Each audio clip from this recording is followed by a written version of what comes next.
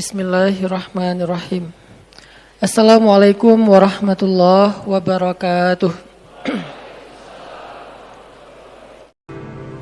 Teman-teman yang dirahmati Allah Subhanahu wa taala.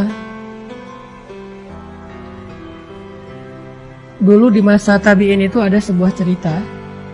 Seorang laki-laki namanya Abdullah Al-Quraisy. Abdullah Al-Quraisy ini adalah seorang suami, seorang laki-laki yang punya istri sangat pemarah. Dia punya pasangan sangat pemarah. Setiap hari kerjanya marah-marah. Kalau istrinya nggak marah, berarti istrinya lagi sakit parah. Karena normalnya dia selalu marah-marah. Suaminya itu dimarahin, dijelek-jelekin, dihina, dicela di depan orang banyak, bahkan sesekali disakiti secara fisik dengan dipukul atau dilempari dengan barang-barang tertentu. Pokoknya Abdullah Al-Quraisy ini punya seorang istri yang durhaka, yang akhlaknya tuh jelek banget.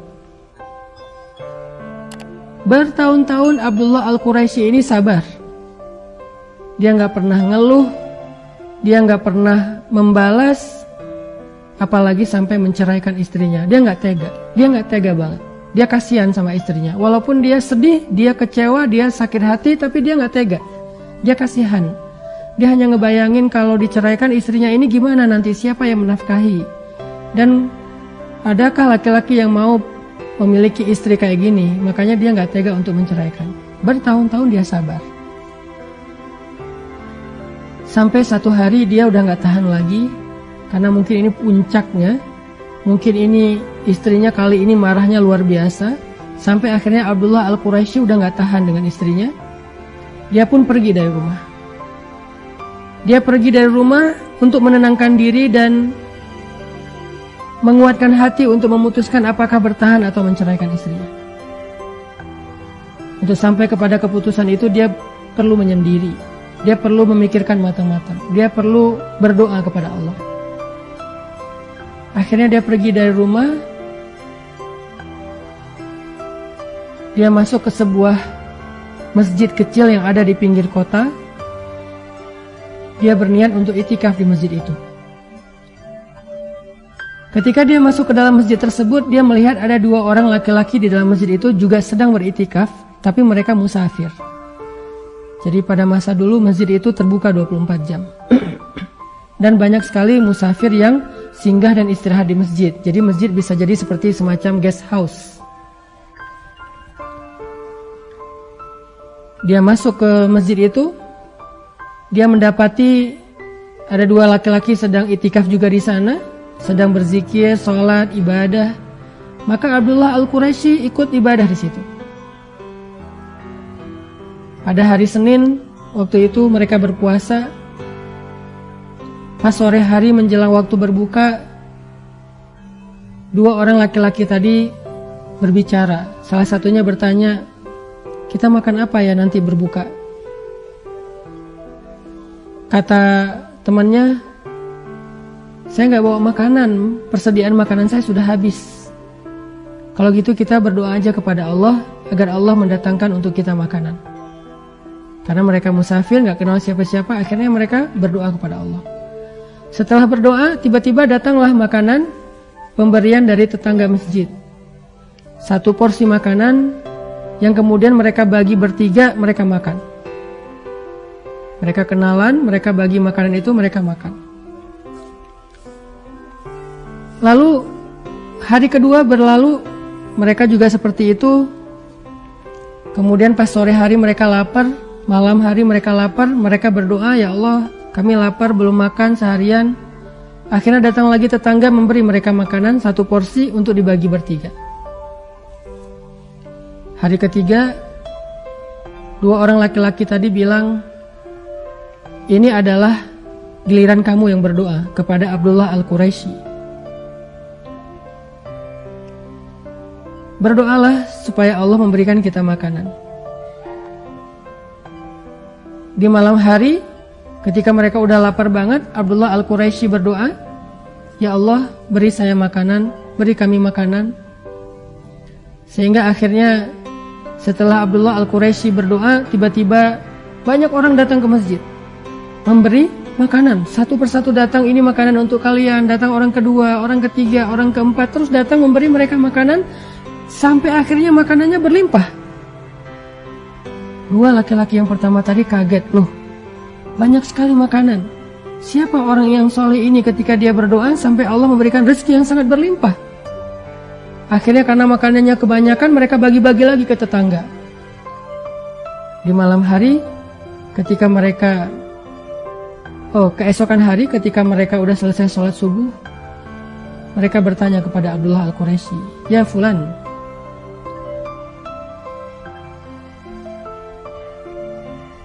kenapa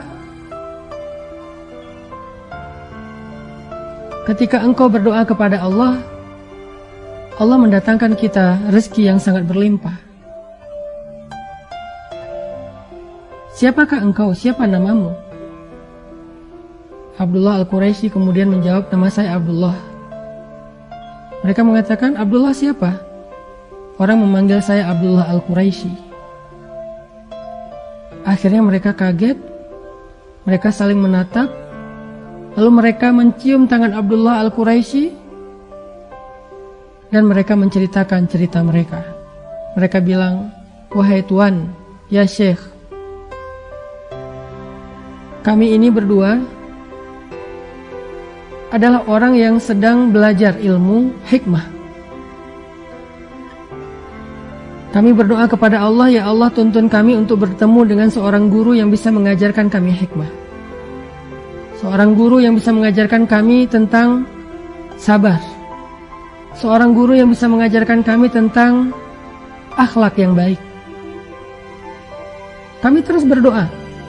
Tapi tiba-tiba setelah sekian kali berdoa, kami bermimpi. Di dalam mimpi itu kami bertemu dengan seorang laki-laki yang mengatakan, "Pergilah kalian ke kota Mekah dan carilah seorang laki-laki yang bernama Abdullah Al-Quraisy.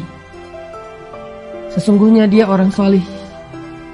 Dia bukan ahli ibadah, tetapi dia adalah orang yang sangat sabar terhadap istrinya, dan Allah ridho kepada kesabarannya, sehingga Allah mengangkat derajatnya menjadi orang-orang yang mulia."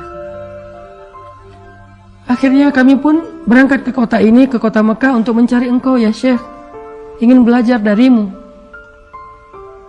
Mimpi saya dengan mimpi saudara saya ini sama. Kami disuruh untuk belajar kepada seorang laki-laki bernama Abdullah Al-Quraisy yang disebut sebagai seorang laki-laki penyabar terhadap istrinya. Apakah Anda yang dimaksud dalam mimpi kami? Abdullah Al-Quraisy kemudian menangis. Dia merasa bahwa dia mendapatkan jawaban yang dia cari. Ketika dia hampir berputus asa terhadap istrinya, dia mendapatkan jawaban yang dia cari. Sehingga dia pulang ke rumahnya dalam keadaan gembira, dalam keadaan semangat. Dia pulang ke rumahnya mencari istrinya. "Ya fulana, ya fulana, ya zaujati, ya zaujati, di mana istriku, di mana istriku?" Dia mencari istrinya. Setelah beberapa hari dia tinggalkan, ketika dia datang ke rumah, sampai di rumahnya dia melihat banyak orang berkerumun di rumahnya. Dia masuk ke dalam rumahnya, dia bertanya, "Di mana istri saya?" Semua orang diam. Ketika dia sampai di dalam rumahnya, dia melihat istrinya sudah wafat. Menangis Abdullah Al-Quraisy mengetahui istrinya sudah wafat. Padahal tadi dia meninggalkan istrinya karena udah gak kuat dengan omelan istrinya. Hampir berputus asa dan ingin menceraikan istrinya. Tetapi setelah dia tahu hikmah dari kesabarannya, dia merasa beruntung punya istri yang suka ngomel, istri yang pemarah. Tetapi setelah dia sampai di rumah, dia baru tahu ternyata istrinya sudah wafat. Apa hikmah dari cerita ini, teman-teman? Hikmah dari cerita ini adalah kadang kita melihat pasangan kita yang penuh dengan kekurangan itu sebagai sebuah musibah. Kadang kita melihat anak kita yang punya masalah, kekurangan, seperti di sini tadi ada kasus anaknya autis dan seterusnya, itu sebagai sebuah musibah. Sehingga kita mengeluhkan apa yang sudah Allah titipkan kepada kita. Mengeluhkan pasangan, mengeluhkan anak, mengeluhkan mertua, mengeluhkan orang tua, mengeluhkan keluarga. Dengan segala bentuk keluh kesah kita dan segala kekurangan-kekurangan yang membebani kita. Tapi kita nggak pernah tahu. Karena bisa jadi justru Allah Subhanahu wa Ta'ala mendatangkan kepada kita selama ini banyak kebaikan justru lewat kesabaran kita terhadap keluarga kita. Kita nggak pernah tahu. Bisa jadi selama ini karir kita itu bagus karena Allah melihat kesabaran kita di rumah. Kita nggak pernah tahu. Bisa jadi bisnis kita selama ini berkembang dan memberikan hasil yang luar biasa. Itu karena Allah ingin memberikan kita balasan atas kesabaran kita selama kita di rumah tangga. Kita nggak pernah tahu. Bisa jadi kita sukses itu sebagai balasan dari Allah karena kesabaran kita di rumah. Kita nggak pernah tahu. Bisa jadi banyak dari kebaikan hidup kita itu datangnya lewat kesabaran kita terhadap orang-orang yang ada di dekat kita. Sehingga ketika kita lari dari masalah itu, ketika kita lari berputus asa dari ujian itu, mencoba untuk mencari sesuatu yang lebih nyaman, bisa jadi Allah juga akan mencabut keberkahan dan kebaikan yang selama ini Allah berikan kepada kita. Kita nggak pernah tahu. Itulah kenapa Allah Subhanahu wa Ta'ala berfirman, fa inna ma'al usri yusra. Inna ma'al usri yusra. Sesungguhnya bersama kesulitan ada kemudahan. Bersama kesulitan ada kemudahan. Bersama istri yang suka ngomel, Allah datangkan kemuliaan. Bersama seorang anak yang punya kebutuhan khusus, Allah datangkan rezeki. Bersama suami yang pemarah, Allah datangkan kemuliaan. Seperti Allah memuliakan Asiyah karena suaminya. Kalau Asiyah tidak punya suami seperti Firaun, lalu dia bersabar atas kedurhakaan suaminya, mungkin Asiyah tidak menjadi perempuan yang istimewa. Bisa jadi Sayyidah Maryam, kalau tidak diuji dengan punya anak tanpa punya suami, lalu dihujat, dicela, dihina, dibully oleh masyarakatnya, mungkin Sayyidah Maryam tidak menjadi perempuan istimewa. Kalau Sayyidah Aisyah tidak diuji dengan sifat cemburu yang luar biasa terhadap istri-istri Nabi yang lain, mungkin Sayyidah Aisyah tidak menjadi perempuan istimewa. Sayyidah Fatimah, kalau tidak diuji dengan seorang suami yang miskin seperti Ali, udah miskin sibuk pula untuk berdakwah sehingga dia tidak memberikan nafkah yang cukup buat Fatimah. Berkali-kali Fatimah merasa berat untuk menafkahi dan membesarkan anak-anaknya sendiri, sedangkan Ali sibuk sering keluar kota untuk berdakwah. Mungkin Fatimah tidak akan menjadi perempuan istimewa. Bisa jadi keistimewaan yang kita dapatkan dalam hidup selama ini, apakah itu rezeki, karir, kemuliaan, kehormatan, yang pastinya keistimewaan di dalam pandangan Allah, bisa jadi semua itu kita dapatkan bersama dengan kesulitan yang Allah berikan dalam kehidupan kita. Bisa jadi semua kebaikan hidup yang selama ini kita rasakan datangnya melalui ujian-ujian yang selama ini kita rasakan. Fa inna ma'al usri yusra. Inna ma'al usri yusra.